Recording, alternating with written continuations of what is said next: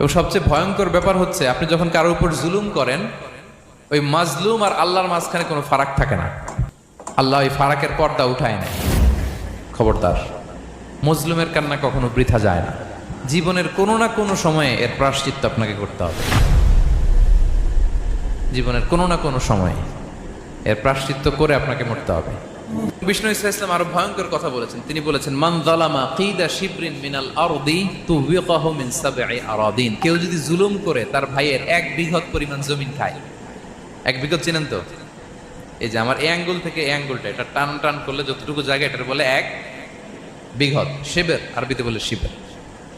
হ্যাঁ, মান যালামা কিদা শিবর। বিষ্ণু বলেন এই 1 শিবর, 1 বিঘত জমি যদি কেউ অন্যায়ভাবে জুলুম করে তার ভাইয়ের কাছ থেকে খায়, কিয়ামতের দিন তুবিকা আলাইহি সাবউ আরাদিন, এই 7 জমিনকে আল্লাহ তাআলা তার ঘাড়ে চাপাবে। খা এবার, খা।